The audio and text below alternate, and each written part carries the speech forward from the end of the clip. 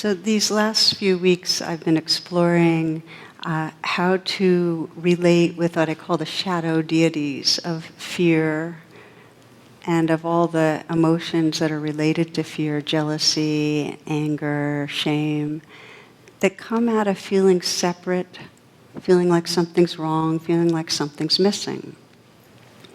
And in the last class, we really explored how in the moments that we can remember belonging, we can remember some sense of connectedness with another person, with the earth, with something larger, we begin to dissolve the power of that emotion.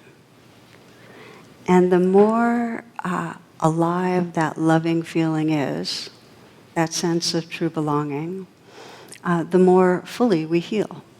So fear as the antidote, really.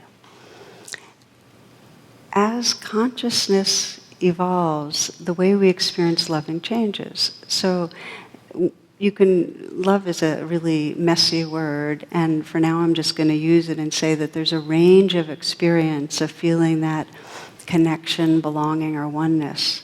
And it can range from what I'll call a more constricted kind of ego loving, where there's a sense of this self here who's loving something else, and with that, because there's still some sense of separateness to the self, it's marbled with fear and it's marbled with attachment, because that self has some insecurity, and that's quite natural. And we all know what that's like, ego fear.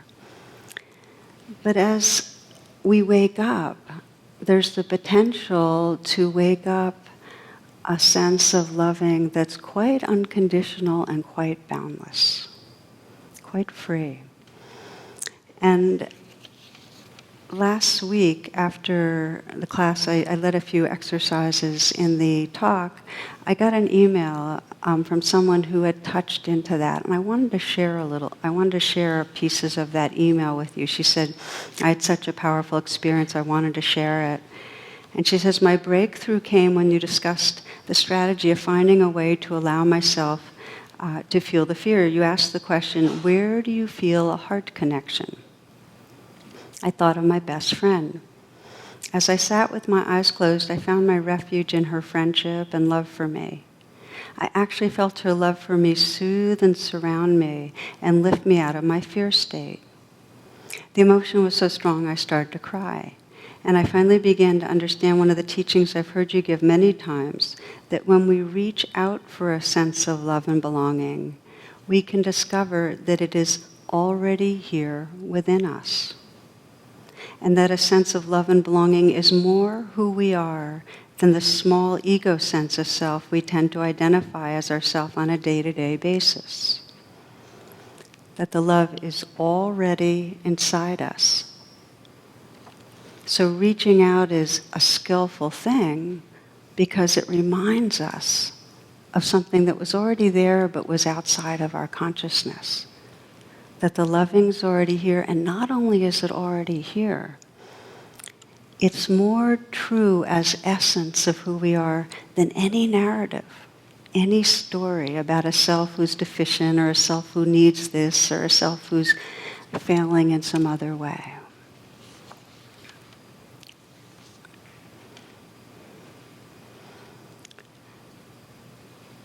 Each one of us here, each one of us that's in some way listening right this moment, is on a path of what you might call the awakening heart, of this evolving from a more constricted, egoic kind of loving where there's conditions and we hold back, to a more free heart where we sense the loving not as this egoic self loving something out there, but really as a field of beingness, as really what we are. This is the kind of movement of the awakening.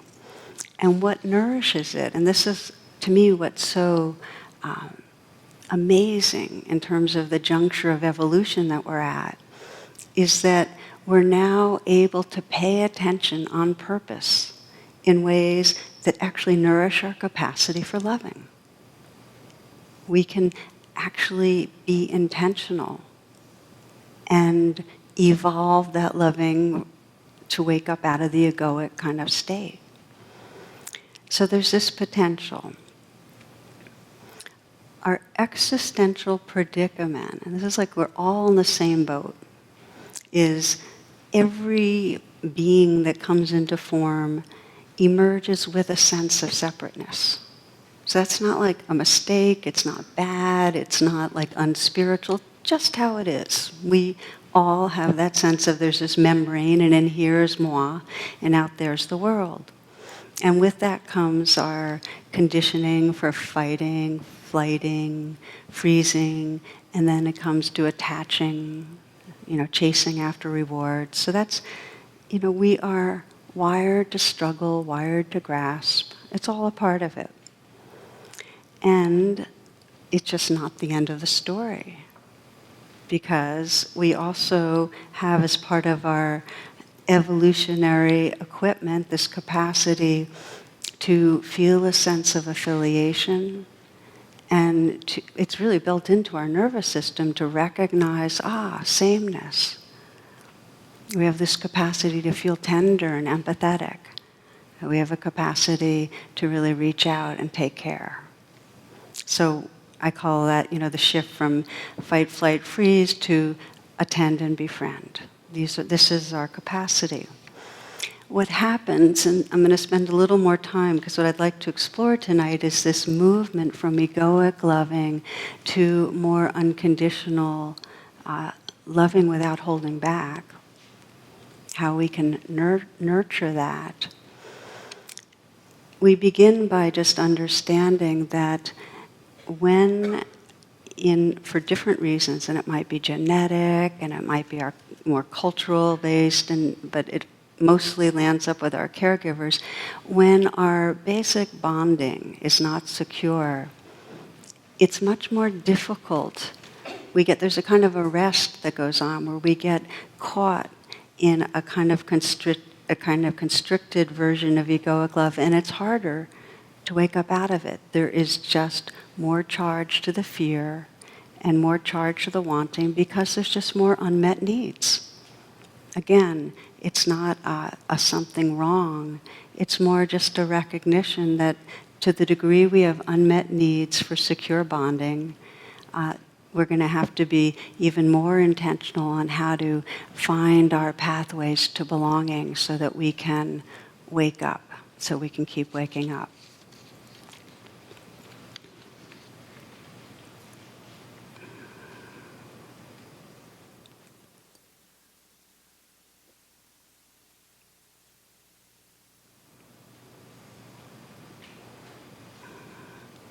So what we're going to do is going to take a look at how do we get caught in the patterning that comes out of these unmet needs. How do we get stuck in them in a kind of trance where our love keeps being confined to just a few people, and even there, tense and feeling like in some way we're not really free. Our hearts aren't free. And most of us are pretty aware of the generational chain reaction, whereby if our parents had their needs that weren't met for love, for safety, for worth, then they're going to develop patterning in their lives that make it very difficult for them to then give us that kind of resonance field where they're attentive and nourishing and able to see us, because they're going to be preoccupied with meeting their own needs. There's going to be a lot more projection, a lot less capacity to be empathic. So I think we get that it gets handed down. Where I think it's sometimes valuable to take a closer look is our own internal chain of reactivity that really solidifies and keeps us in a kind of egoic prison where we don't have access to our hearts. And then we go through the day feeling in some way, I'm not really a loving person, or others don't love me. Or we don't even pay attention to the domain of loving because we're just feeling so unsafe and anxious. So if we kind of break it down, when parents are unable to provide the two qualities of attention that are most needed, which is to see clearly, who are we? We all need to be seen, and to offer care to what is seen, love what they see. When that doesn't happen, the feeling is something's wrong with me, and the belief is I'm unlovable. One writer describes as the wound of unlove. And that sense of not mattering and not being lovable shapes the entire way we move through the world and the entire way that we perceive others are relating to us. We get anxious and tense and depressed about how it all is. Pablo Neruda calls this a certain weariness. He says, I'm tired of the harsh sea and the mysterious earth. I'm tired of chickens. We never know what they think. And they look at us with dry eyes as though we were unimportant. I really like that. I think that's just like, okay, chickens also, even they don't get it. They don't get us. There's a wonderful cartoon many, many years ago that my sister sent me from the New Yorker, and it shows a man sitting in his family room, and he's really angry and upset. And here's what everybody else is thinking. You see it in thought bubbles. His wife is thinking, was it something I said? The dog is thinking, was it something I buried? The cat is thinking, was it something I dragged in? And the parrot's thinking, was it something I repeated? But you know how it is. We all take it personally. It's very hard to be with somebody who's in a bad mood and not feel bad. We somehow or other think it's our fault. And if we do, can we imagine what a young child does when their parents are unhappy, afraid, depressed, angry? We're very self-referenced, right? So what happens then? We grow up to have this mix of the feelings and the beliefs of something's wrong with me. And that drives us to finding something to help us feel better about ourselves. And some substitute forms of love, because we don't feel able to get it directly, that makes us feel we're okay. And I've called these false refuges, again, not because they're bad, but because they don't work. We find substitutes and they don't work. We're trying to soothe this rawness in us, this fear that comes with not belonging. And I want to just slow down and say, we are social beings. So when we don't feel belonging, that's really dangerous. So even if we're not sensing, oh, I'm not feeling connected to others, I'm afraid, even if it doesn't present like that, deep down there's a deep angst and restlessness and unease when we don't feel a sense of belonging. So we do a lot, and if you notice, watch yourself through the day, a lot of what we do, the ways we're thinking and the ways we're behaving, is in some way to soothe some anxiety, some clench, some rawness in our body that is uncomfortable. The more the unmet need, the more addicted we get to the ways we try to soothe ourselves. The example I want to share with you, I read in the Sun magazine, which is a really beautiful, beautiful publication. My mother always assured me that unspeakable punishments were bound to befall any child as naughty as I was. If I were you, she'd say, I'd be afraid to go to sleep at night for fear God would strike me dead. She would speak these words softly, regretfully, as though saddened by her errant daughter's fate. I thought myself unloved and unlovable, not only by my own mother, but by God himself. In addition to threatening me with thoughts of eternal damnation, Mother also gave me a fear of strangers, germs, disease, food poisoning. A precocious and imaginative child, I added to the list some bizarre fears of my own, rare ailments learned from medical dictionary falling into the wrong dimension, spontaneous human combustion. When I was suspended from my private girls' school at age 15 for a harmless prank, the head mistress referred to my behavior as damnable. This was no big news to my mother or me. What was news was that I had the highest IQ and the lowest grades in the entire student body. I took pride in the fact that although I was a dysfunctional underachiever, at least I wasn't stupid. The most devastating words my mother ever spoke to me came when I asked her if she loved me. I had just been escorted home by the police after one of my many attempts to run away, so it was bad timing on my part. She answered, "How could anyone ever love you?" It took me almost 50 years to heal the damage from all her ugly remarks. Recently, discussing eating disorders with my therapist, I related a childhood ritual of mine, intending it to be an amusing anecdote to illustrate how far back my eating problems went. I even laughed as I spoke, poking gentle fun at myself. It was only when I noticed that my therapist was watching me with sympathy rather than amusement that I became aware of the tears on my own cheeks. This is what I told her. From the age of 5 or 6 until I was well into my teens, whenever I had trouble sleeping, I would slip out from under my covers and steal into the kitchen for a bit of bread or cheese, which I would carry back to the bed with me.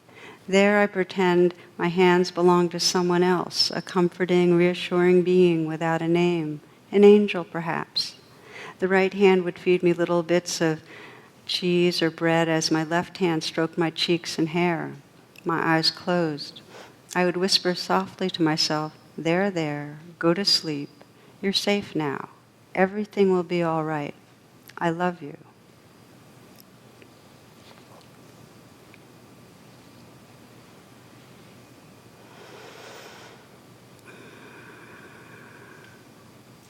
So when there's unmet needs, some intelligence in us, some love in us, moves us to try to meet them. We don't have necessarily good or healthy ways to do it, but we're trying. And then many of us get locked into those strategies, and they end up turning out to be harmful to us. But they didn't come out of an intention for harm. Meanwhile, because they're substitutes, the wounded place is not met and not healed. So there's many kind of strategies, and I can mention some to you. Some are to numb, some are to just keep on finding pleasure after pleasure. Some are to grasp and try to hold on to other people so that we can have them in some way approve of us or give us what we want. Some of us, judgment, aggression, pushing others away so they don't have a chance to talk. A lot of them are trying to control in some way how others are perceiving us. And the more we feel threatened that others will reject us, the more we're in some way maneuvering. I was sharing with my mother the theme of tonight's talk, and she emailed me what I'm about to read you. After a tiring day, a commuter settled down in his seat and closed his eyes. As the train rolled out of the station, a young woman sitting next to him pulled out her cell phone and started talking in a loud voice. "Hi, sweetheart, it's Sue. I'm on the train. Yes, I know it's 6:30 and not 4:30. I had a long meeting. No, honey, not with that Kevin from the accounting office. It was with the boss. No, sweetheart, you're the only one in my life. Yes, I'm sure. Cross my heart." 15 minutes later, she was still talking loudly. When the man sitting next to her had enough, he leaned over and said into the phone, "Sue, hang up the phone and come back to bed."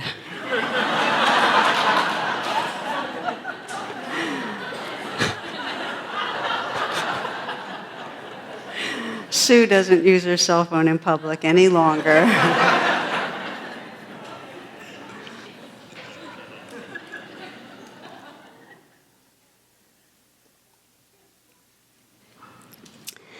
So we all have, to the degree that we feel insecure, to the degree we don't feel a sense of belonging, we all have our strategies. And if we're not aware of them, then they actually keep us from expressing and receiving real love. So I'm trying to describe this chain of reactivity, that unmet needs, we have these beliefs, we have these feelings, we develop these strategies, and they really confirm to us this self that's not okay.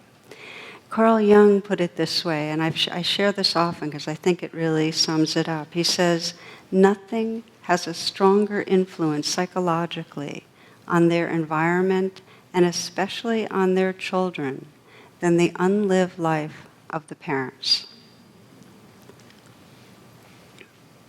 Now, unlived doesn't mean, oh, I wanted to breed iguanas or this and I never got around to it, or I wanted to be in the circus, or whatever it is, or I wanted to swim across the Atlantic doing side stroke.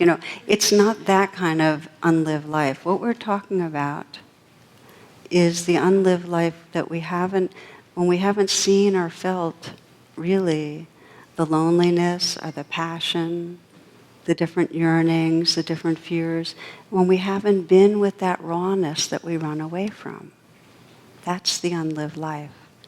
And when there's unlived life, all the ways we use to avoid it are also ways that we avoid the one place where we can experience love, the present moment. So we're not able to be there for our children or ourselves. So a way that is sometimes helpful to think of this is that when you think of spores in the plant kingdom, when times are harsh and what's needed to bloom can't be found, when we don't have the sunshine and the warmth and the light and so on, certain plants become spores, right? And what that means, they're found in mummies. Spores that can be thousands of years old. And what's amazing is these thousands-of-year-old spores that couldn't bloom, once they're given the proper nourishment and environment, can bloom. Unlived life is like that. When children are judged or not listened to or understood or not met with some resonance, some mirroring of goodness, that unlived life is like a spore. They kind of wall off that part of themselves because it's too painful. And then all the strategies they use the substitute strategies, keep building the wall and keep them away from feeling what's there. So it's frozen life energy.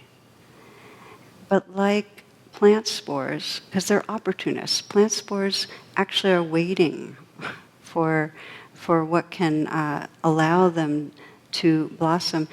The unlived life in us is the same. And I often think of our meditation practices as kind of a spiritual reparenting, where we're beginning to offer inwardly the attention and the love that can begin to dissolve the walls around that unlived life and allow it to rejoin the flow of our being. In other words, kind of soften the armoring so love can come in and out. And I like even the notion of spiritual reparenting because it's taking something that we needed to blossom and giving it to ourselves. And on every spiritual path and in every religion, the activity with each other, conscious relating, conscious loving relationships with each other also is in the same way allows us to begin to dissolve those walls around the unlived life. It begins to wake up the heart. So what I'd like to do is use the remainder of my time tonight with you to explore how in our relationships with each other can we intentionally, actively wake up the heart. How can we begin to heal the unmet needs and heal into that wholeness so that rather than the constricted egoic loving that's organized around unmet needs, our hearts are free to love without holding back. I'm going to talk about two different ways that, given where we are in an evolutionary manner, we actually can choose to wake up ourselves up more. Two different ways. And I want to say that they both involve risk the ego thinks of them as risky, because the ego is afraid of moving, putting down the walls. The ego is afraid of reaching out because there's a risk of rejection, of it not working. So each of these conscious ways of relating that help free our heart take a lot of courage. So we just ease into them. The first one of them is a willingness where we haven't been willing before to acknowledge our vulnerability. It doesn't mean that we acknowledge it with everybody at the supermarket. It doesn't, it's just like, we pick and choose. But we acknowledge it. And there is a wonderful quote from Adrienne Rich, and she says, and I don't have it in front of me, so I'm going to paraphrase it. She says, in a relationship, for us to call it love, for it to truly be love, is a matter of the deepening truths that we tell each other. And it's important because it helps to reduce self-delusion and isolation. Now here's the flip side of it is, when we're covering over our vulnerability, what we're ashamed of, what we're afraid of, when we're covering it over, it actually increases our sense of something's wrong. Secrets keep us trapped. When we can include it in a field that's larger than the separate self, our sense of boundary begins to dissolve, and it actually no longer carries the same meaning to us. It loses its power if we can name it. Share with you in my own life where that became very, very clear is in my relationship with Jonathan, who I met about 10 years ago. And I remember, not too long after he moved in, I had one of those weeks where I was really stressed and really ornery, and this is a new relationship in the sense of here we were living together, and I was really bad to be around. I mean, just tight. It was, I knew it. And then I remember on a Saturday morning, I had a board meeting, and we hadn't discussed what we'd do for the rest of the day when I got back. But I remember driving back home after the board meeting, and I had a kind of projection or fantasy that Jonathan had gone down to the river and gone kayaking without me. And the more I thought of that he might have done that, my body went into rage. I mean, I was feeling explosive. I started rehearsing what I was going to say to him, and how even if he came back and said, I had a great time on the river, how I was not going to have any, it's called mudita, joy in his joy. I was just going to be pissed. I mean, I really had it all revved up. And so it was a huge head of steam, all on this idea that he had gone.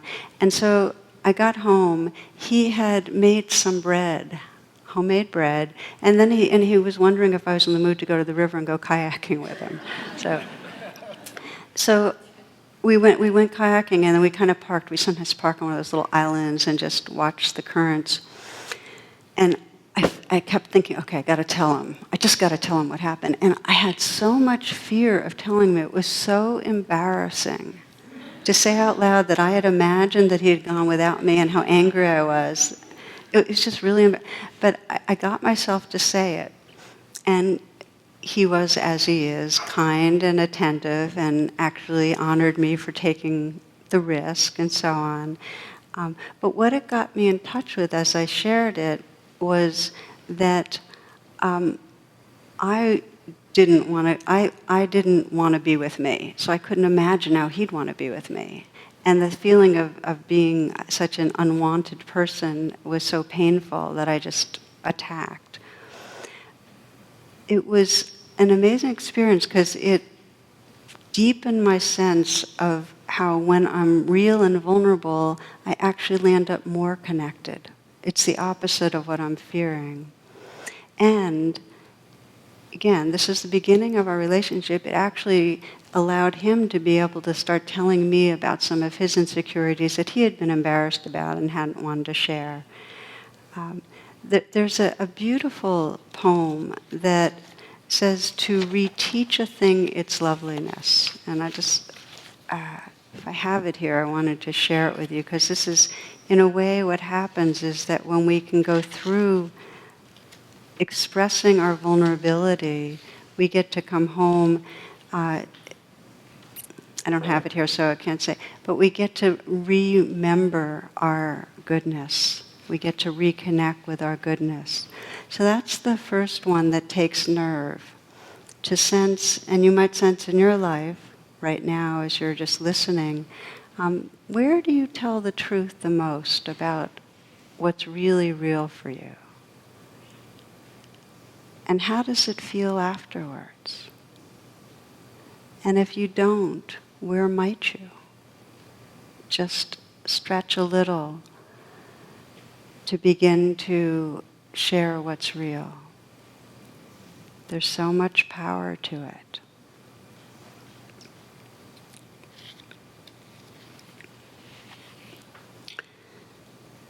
Number 2 has to do with expressing love. And I think for many of us, we have all sorts of good or warm or tender feelings for others, and we don't let them know. We don't let them know as much as we might. So again, a reflection is, you might sense how recently or how often you've really paused. And when I say pause, you've really been present with someone else as you've let them know that they really matter to you. Not the habitual, love you, hun, which we all do a lot, but really pausing to acknowledge the realness and the tenderness and poignancy of caring. Again, it doesn't happen so much. And in the moments when we do that, and this was kind of a revelation to me when I realized the power of it, when you really stop and you're very inhabiting your body as you say it, and you say, I love you, the love actually is drawn up and wakes up in you. The saying of it actually brings it alive. There's a power to that. This is what Thich Nhat Hanh writes. He says, when you say something like, I love you, with your whole being, not just with your mouth or your intellect, it can transform the world. We are interconnected. When we awaken love in ourselves and express it, our love changes the world around us.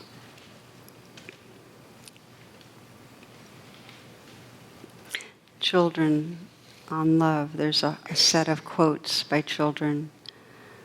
You really shouldn't say I love you unless you mean it, but if you mean it, you should say it a lot. People forget, and it's good for them to get reminded.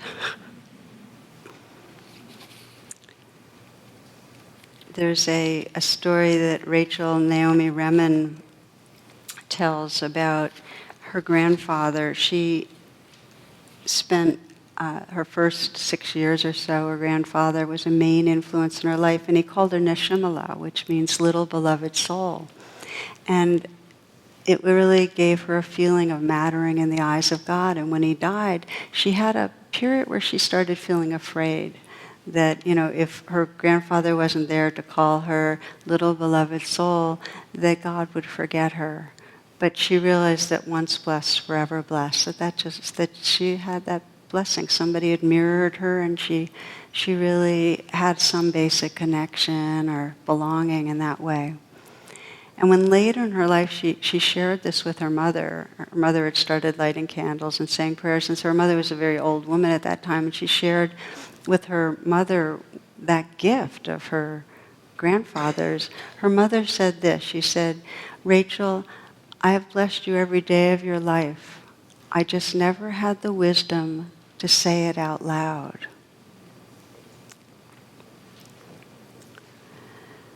So this taking the risk, and you might sense where it might be possible in your life, has to do with expressing love. And we might be very embodied and feel it and say it, and then it's really going to wake it up in us. Or we might not be as embodied, but the more we express, the more it actually helps us contact the loving. Similarly, this is the extension of that, not just saying I love you, but having our activity express our love, reaching out. And I thought I'd share with you a story about my mother and reaching out that really touched me. Because we think, reaching out, what it does is it actually puts us in touch with our loving. So when you go ahead and do something for another person, in some way take care, offer your care, it brings up your caring. And here's what happened for my mom. My father's second cousin was born with brain damage, and so throughout my childhood growing up, he would always be included at holidays. He didn't have living family, and my mother was always polite and generous, and she'd always make sure there was a gift for him at Christmas and so on. But behind the lines, he was what I call an unreal other to her. She didn't feel like a part of things, and I could tell that she felt uncomfortable and a bit resentful that he was there. And he was a little difficult to have around. The way he ate and so on was awkward and not pretty. And my mother just had a hard time with it, but she kind of contained it. Well, after my father died and other people in the family kind of died off, she was the only one around when, we called him Cousin Victor, landed up in a hospital and then in a care facility. She was the only one left to visit him or take care of him. So he became her job. And so she'd go over there and she'd bring him things and she'd spend a little time with him. And he really became very attached to her visits. And the more she realized how much it mattered to him, the more it started mattering to her. Until she'd go over and she'd bring him gifts. And when he was upset about things, she'd listen to the things he was upset about and when he had stories to tell. Until she told me one day that he's a part of me now. And it came from taking care of. Whatever we pay attention to or take care of, it brings out our caring. We discover the belonging that was there but hidden. And it's there with every living part of this universe, if we slowed down and if we reached out. Not only does it wake up our hearts, it inevitably ripples out.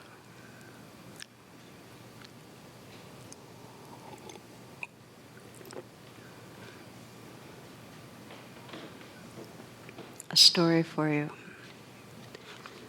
One day when I was a freshman in high school, I saw a kid from my class was walking home from school. His name was Kyle. He looked like he was carrying all of his books. I thought to myself, why would anyone bring home all his books on a Friday? He must really be a nerd. I had quite a weekend planned, parties and football game with my friends tomorrow afternoon, so I shrugged my shoulders and went on. As I was walking, I saw a bunch of kids running towards him. They ran at him, knocking all his books out of his arms and tripping him so he landed in the dirt.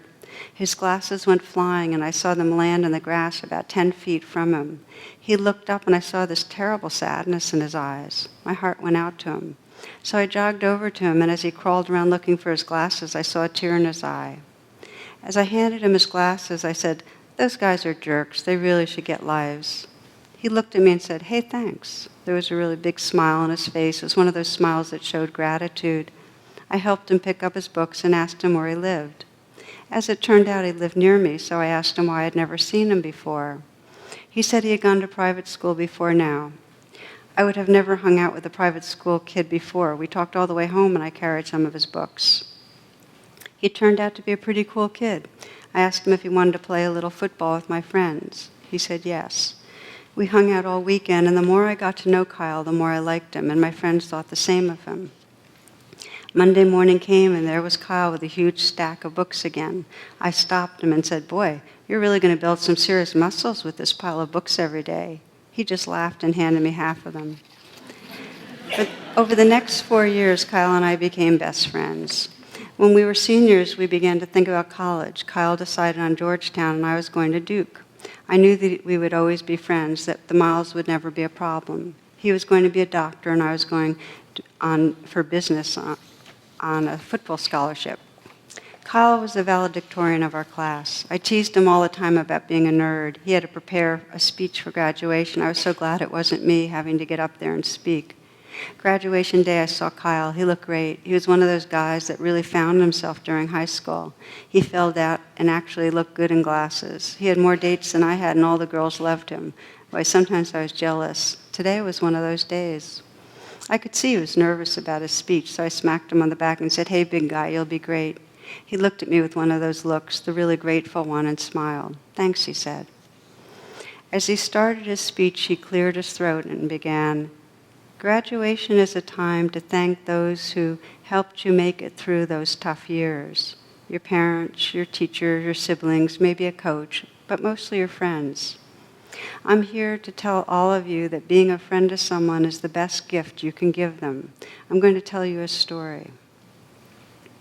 I just looked at my friend with disbelief as he told the story of the first day we met. He had planned to kill himself over the weekend. He talked of how he had cleaned out his locker so his mom wouldn't have to do it later and was carrying his stuff home. He looked hard at me and gave me a little smile. "Thankfully, I was saved," he said. "My friend saved me from doing the unspeakable." I heard the gasp go through the crowd as this handsome, popular boy told us all about his weakest moment. I saw his mom and dad looking at me and smiling, that same grateful smile. Not until that moment did I realize its depth. Never underestimate the power of your actions. With one small gesture, you can change a person's life.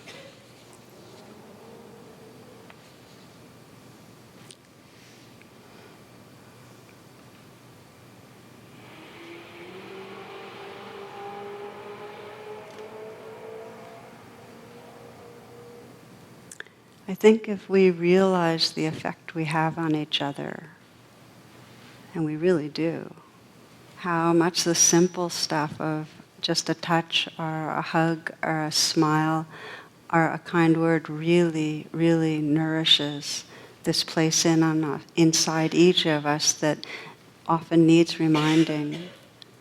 If we remembered that, it would change the way we lived.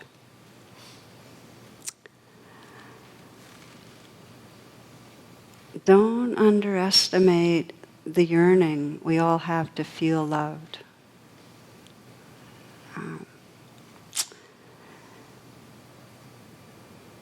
Even the smallest expression of care, it really lands somewhere. So there's this courage in reaching out because we're afraid to express ourselves. It's hard to say I love you and really be present because the other person might not be in the mood to receive it or might not be feeling so good about us. It's hard to extend ourselves in a caring way because sometimes we feel it won't be well received.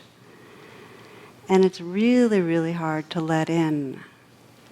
As much as it's difficult to extend, we're so afraid that it's true that we're unlovable that we don't even explore that little edge of, well, let in that somebody really is acting in an appreciative way. Let it in some. I'm thinking of the woman who wrote me that email last week that she was able to think of her friend and actually let it in. Wow, this person cares about me. It's a really important practice. As much as breathing out and giving out love wakes up love, breathing in and letting it in wakes up love. It starts to dissolve that hard wall around the spore. It lets life flow. What happens as we practice, I've been talking about this kind of evolutionary process, that if we're deliberate in practicing, if you decide in these next weeks to find somewhere that you're going to play your edge and be a little more vulnerable, If you find one person that you're going to be present with and really speak your love from that presence, or notice their goodness and in some way feed it back. If you reach out in a way of kindness, if you just in some way reflect, okay, this person, I sense this person cares, and actually pause and see what it feels like to let yourself feel cared about. That is radical. That begins to decondition the egoic patterning that keeps us from loving fully. You can choose to wake up your heart. You can choose to take a risk at your own pace, but be deliberate and regular in these practices, and find that there's actually more aliveness viscerally that you feel. As you do, the more that you kind of wake it up, the more you trust, as the woman in the email at the beginning said, that that's actually who you are. Although you were using giving love out to that person, and that was something you were doing, and that wakes up love, you discover it was always there. You just forgot. And as you trust that more, and here's the real gift of the shift from egoic loving to spiritual loving, is that you start discovering that there's nothing excluded from your heart. That everywhere you pay attention in some way, that too is part of your heart. There's tenderness there too. There's a lovely story about Kafka when he was an older man, that he spent time sitting in a park, and one day a little girl came up to him. She had tears rolling down her face, and she asked her what was wrong, and she said that she was missing her doll, that her doll was lost. And he agreed to look around. He tried to find the doll, and he said, listen, you come back, and I'll keep looking and see if I can find her. So a few days later, the little girl returns to the park, and Kafka's there, and he doesn't have a doll, but he has a note, and he reads it. It says, I've gone off to travel some around the world. Please don't worry about me, I'm fine. The girl was somewhat relieved. She returned to the park every week or so, and Kafka would be there with a note from the doll.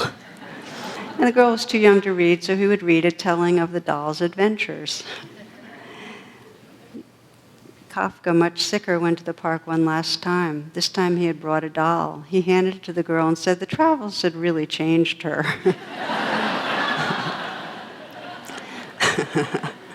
Some years later, when the girl was a young woman, she found and read a note that had been rolled up and placed in the doll's hand. Here's what it said. You will lose everyone you love, but the love will always return in new forms.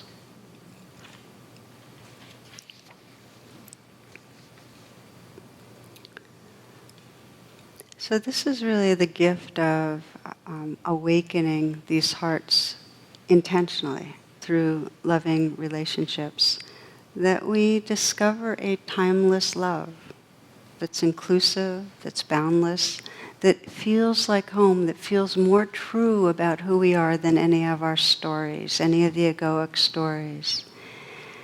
And we discover that there's a natural overflowing when that love is there. So we'll do a little practice in a moment. I just want to read you a poem by Hafiz. He says, admit something. Everyone you see, you say to them, love me. Of course, you do not do this out loud, otherwise someone would call the cops.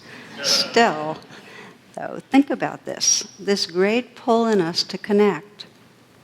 Why not become the one who lives with a full moon in each eye, that is always saying, with that sweet moon language, what every other eye in this world is dying to hear? Okay, let's take some moments to explore this a bit with practice.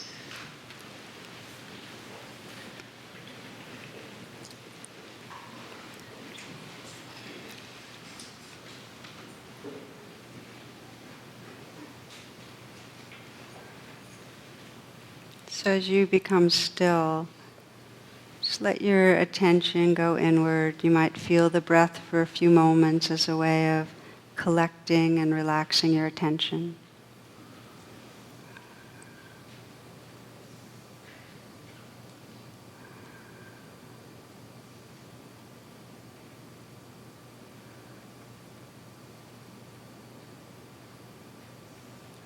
And you might scan your body and just notice if there's any places of discomfort, unease.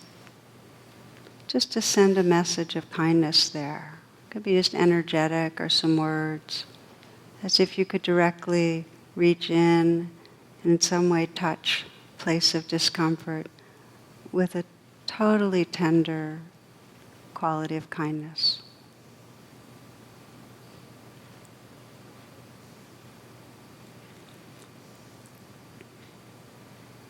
You might sense kindness like the warm light of the sun, just capacity to melt and soften and dissolve wherever there's tightness, pain.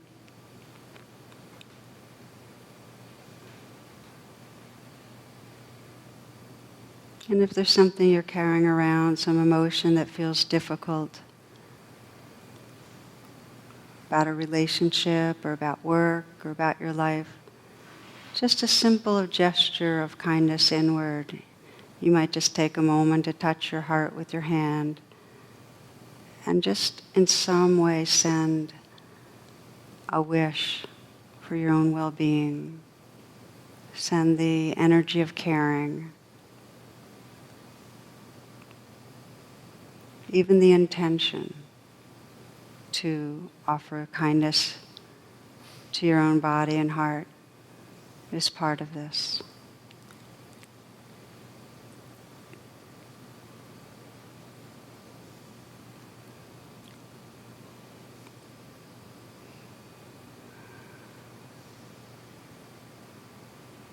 And bringing to mind someone who you care about, someone that you feel some sense of closeness, connection that's not too complicated.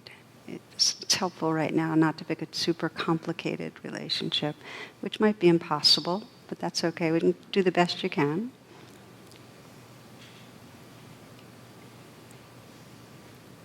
And sense what you love about this person, what brings up your sense of caring.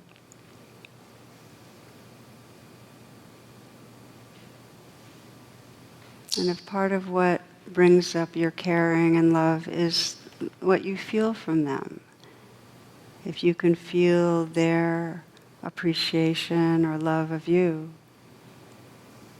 take a moment to notice that and see if you can let it in. Perhaps you could imagine their eyes looking at you and that the look in their eyes is truly expressing, like Hafez's sweet moon eyes, a sense of loving. And just experiment. Can your body energetically let that in a little?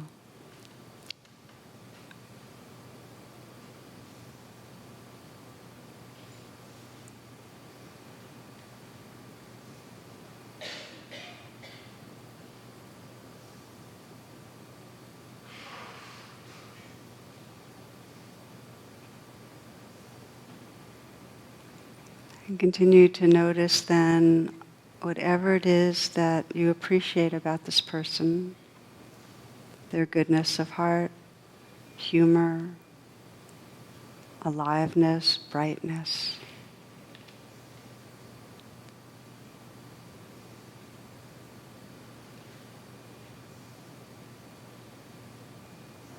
And just imagine that you can really bring that person right here, feel their presence. And just as you put your hand on your own heart in some way, that you'd be able to touch them with your words. And first just to say thank you. Mentally whisper thank you. Just the appreciation of them being in your life.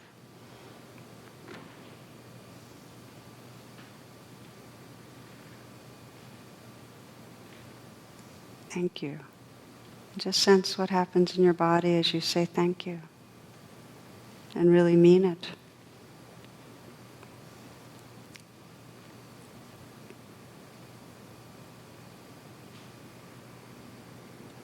And then in some form, I love you.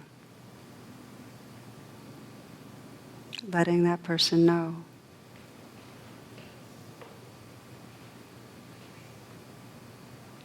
feeling your body and your heart as you express your love.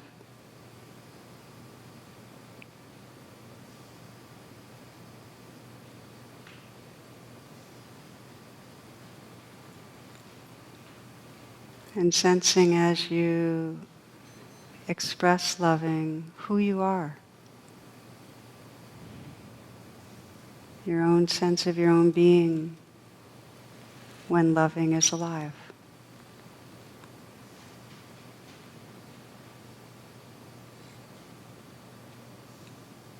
And sensing the possibility of living from this loving presence.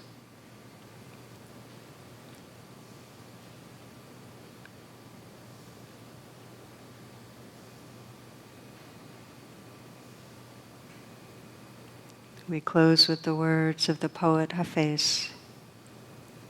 This sky where we live is no place to lose your wings. So love, love, love.